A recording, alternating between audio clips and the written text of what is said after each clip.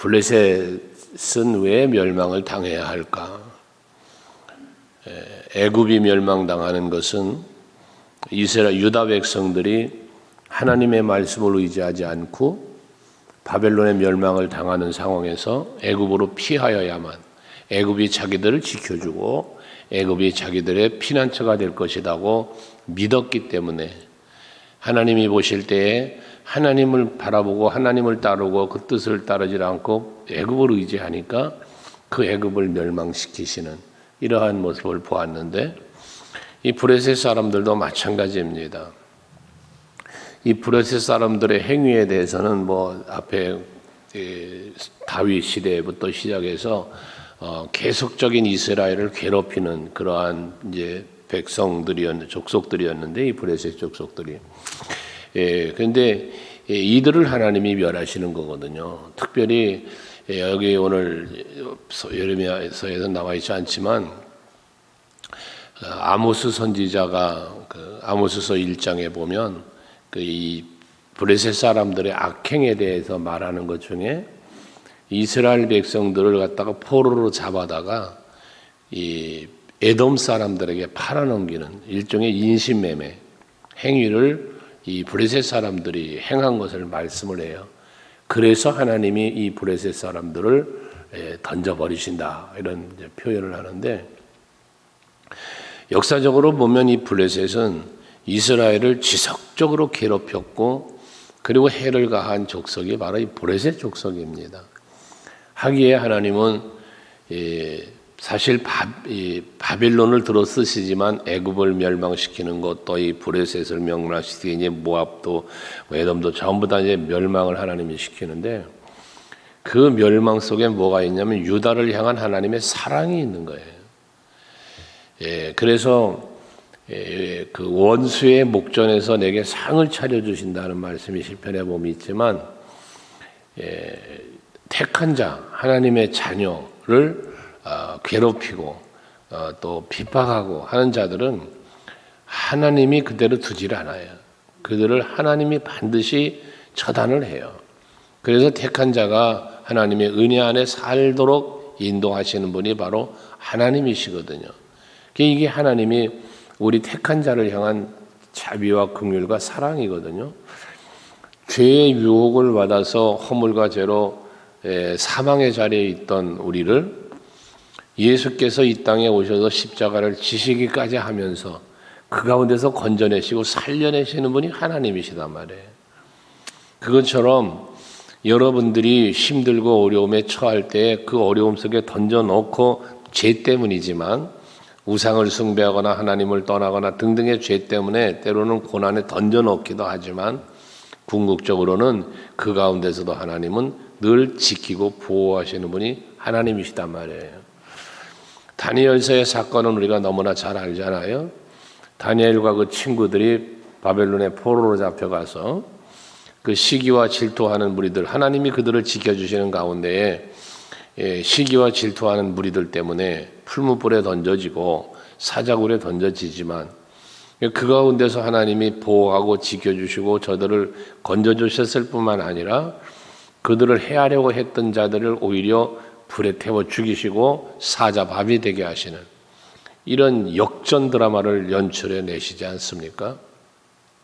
이게 택한 자를 보호하시는 하나님의 보호하심의 사랑이에요.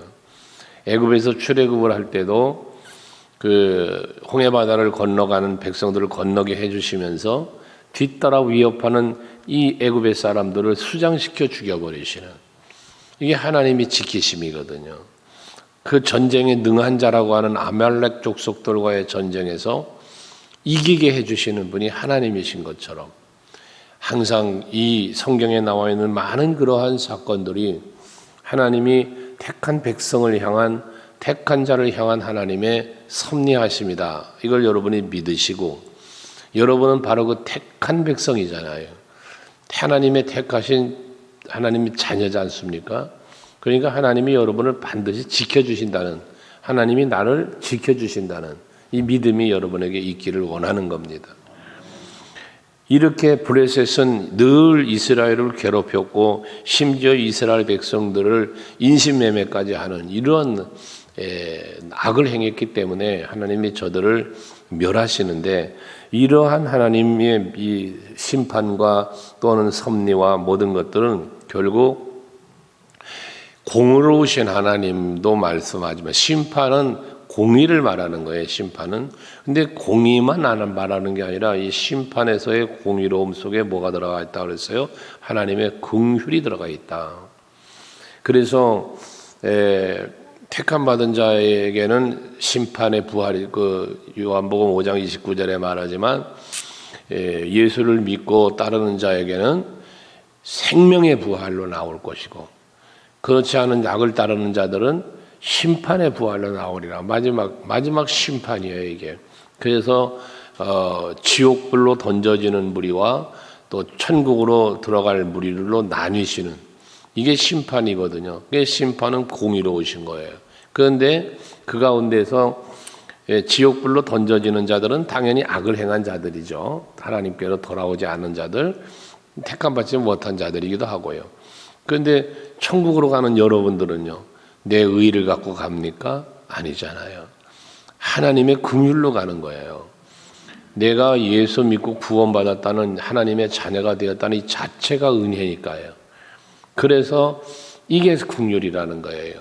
하나님의 심판은 그래서 공의와 긍휼이, 사랑이 함께 공유한다라는 것이죠.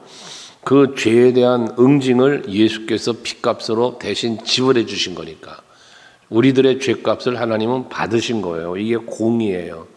근데 그 죄값을 예수 십자가로 대신 지불하신 거예요. 이게 사랑이에요. 그런 은혜와 사랑을 우리가 받은 존재들이라는 것이죠. 이러니까 우리가 하나님을 믿을 때, 그래서 항상 말하지만, 하나님을 믿을 때 사랑만 믿지 마세요. 하나님의 공의로움을 믿어야 되는 거예요. 그 공의로우심을 여러분이 믿어야 그 사랑의 가치를 알고 은혜의 가치를 알게 되는 거거든요. 그래서 이런 하나님은 그런 가운데에 질서의 하나님이시고 사랑과 공의의 하나님이 지금 브레셋을 심판하는 거예요. 이 심판하는데 2절에 보시면, 보라, 물이 북쪽에서 일어나 물결치는 시내를 이루어 그 땅과 그 중에 있는 모든 것과 그 성읍과 거기 사는 자들을 휩쓸리니라고 해요. 홍수의 비유를 했어요. 그래서 이 홍수를 비유해서 홍수가 나서 그 홍수로 이 브레셋을 휩쓸어 버리시겠다는 거거든요.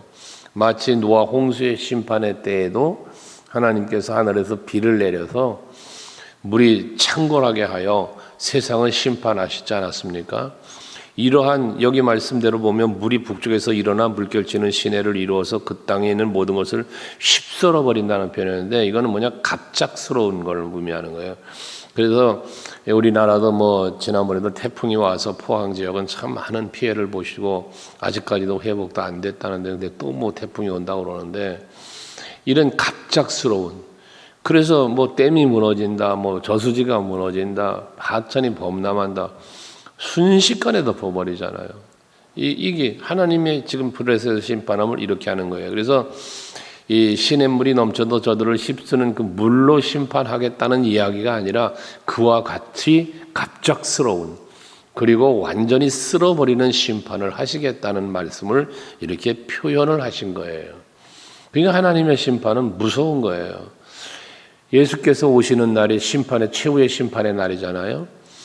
근데 이 날이 언제 올지 모른단 말이에요. 이 도둑같이 온대요. 도둑이 예고하고 오나요? 몰래 오는 거잖아요. 언제 올지 모르는 거예요. 그래서 누굽니까? 주님이 언제 오실지를 몰라서 아침마다 저녁마다 늘 오실 주님을 바라보며 기도했다는 이야기가 있잖아요. 아침에 일어나면 창문을 열고, 주여, 오늘 주님이 이 아침에 오시렵니까? 하고 주님을 기다렸다는 거잖아요.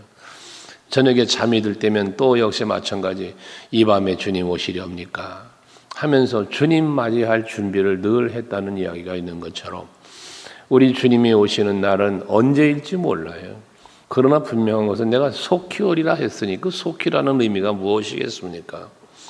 제자들에게 내가 속히 오리라고 했다고 제자들의 시대에 온다는, 그렇게 시대적인 세대적 관점으로 성경을 풀 것이 아니라 이 속히라고 개념은 언제든지 오실 수 있다라는 개념.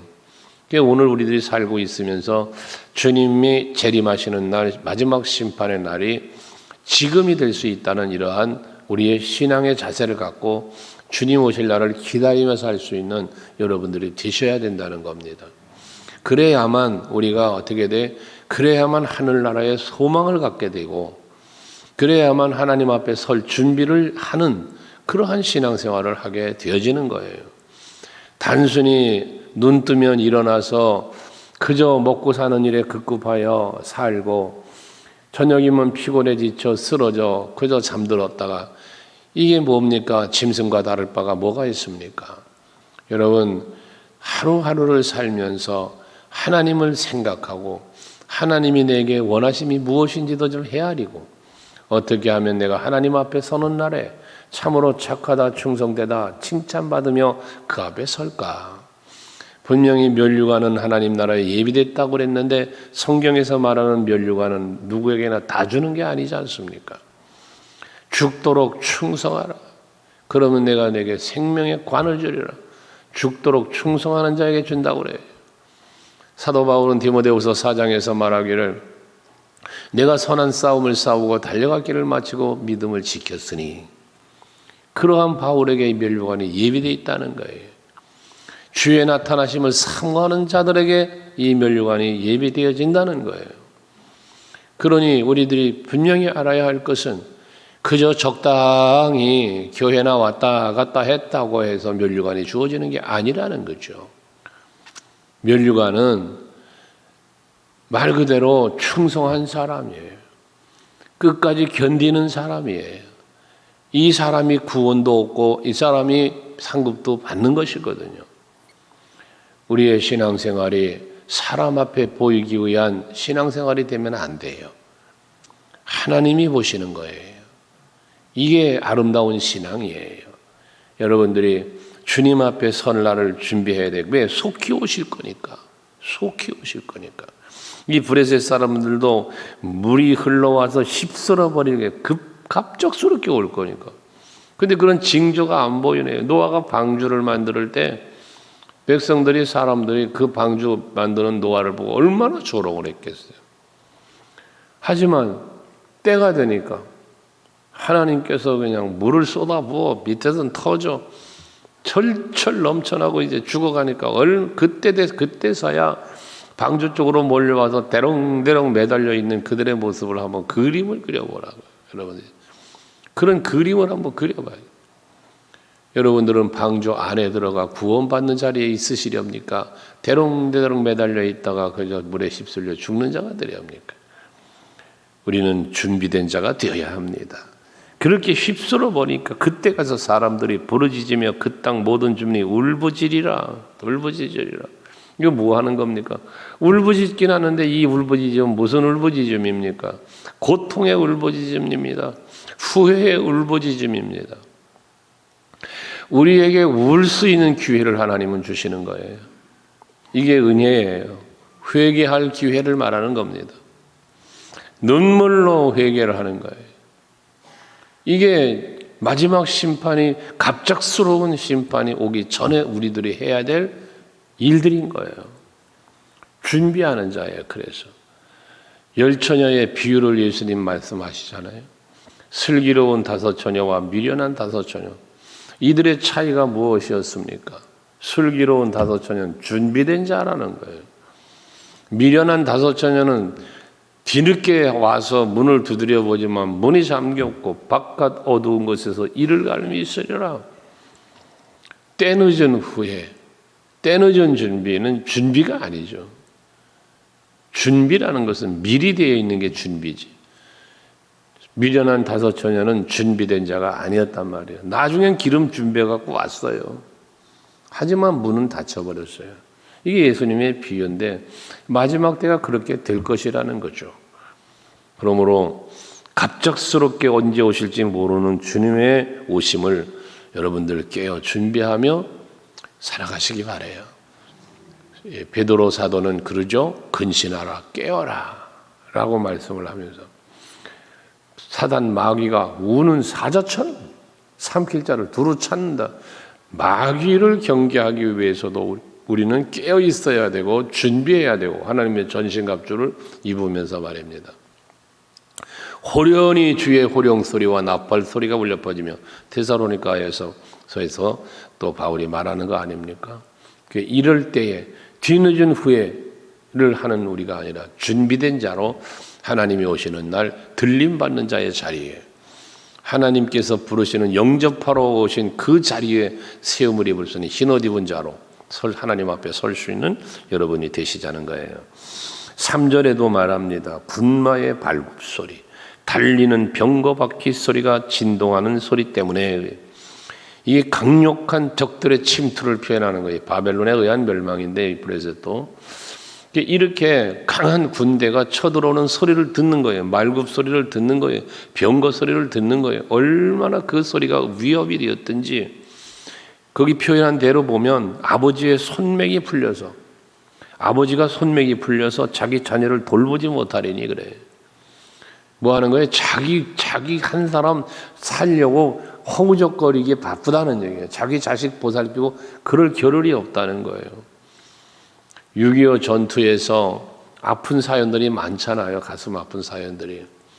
자식을 품에 안고 피난을 하다가 그만 자식을 잃어버렸던 그런 가슴 아픈 상처들의 이야기가 많지 않습니까?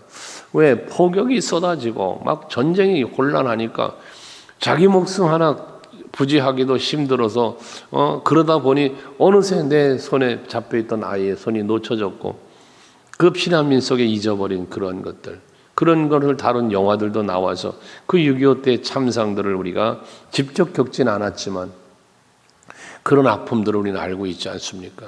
지금 그런 얘기를 하는 거예요. 하나님의 심판의 날이 되면 여러분 자신이 먼저 살아야 누군가의 손을 잡아줄 수 있는 거예요.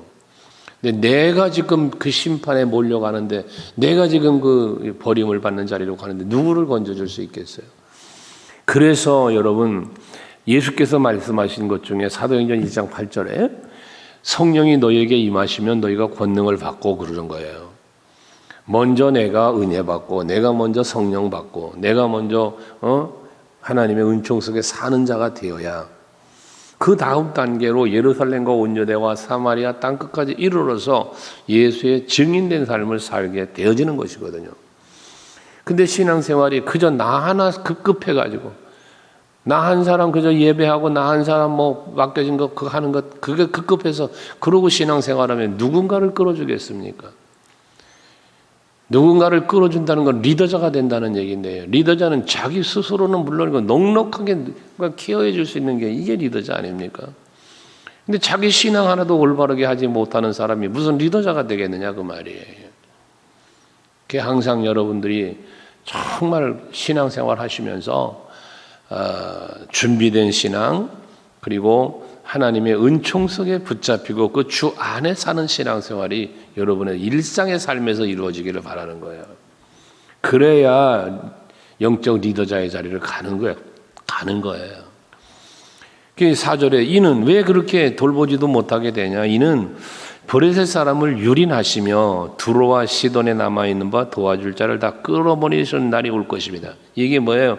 브레셋의 멸망은 역시 하나님이 주도하고 계신다는 거예요. 그래서 하나님이 브레셋 사람을 유린하신다 그랬어요. 이들을 하나님께서 저들을 이 그 멸망의 자리로 버리셨다는 얘기예요. 유린한다, 버렸다는 얘기예요.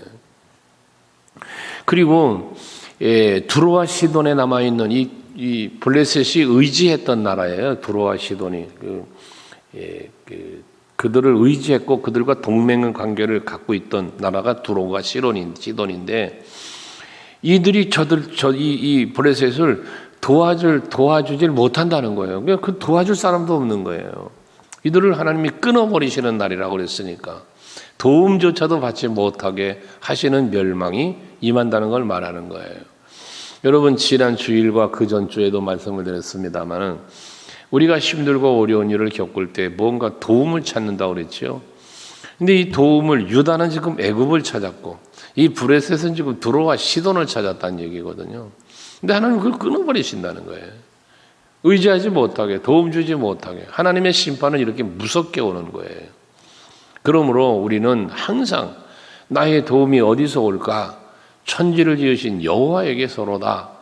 시편 121편의 고백처럼 여호와는 나의 도움이시요 피난처가 되신다고 라는 그런 고백들처럼 여러분이 오직 여호와를 피난처 삼으시고 도움을 삼으시고 살아가는 여러분이 되셔야 하나님의 갑작스러운 심판이 임해도 오직 하나님께서 건지시는 은혜 속에 머물게 되어진다는 것입니다.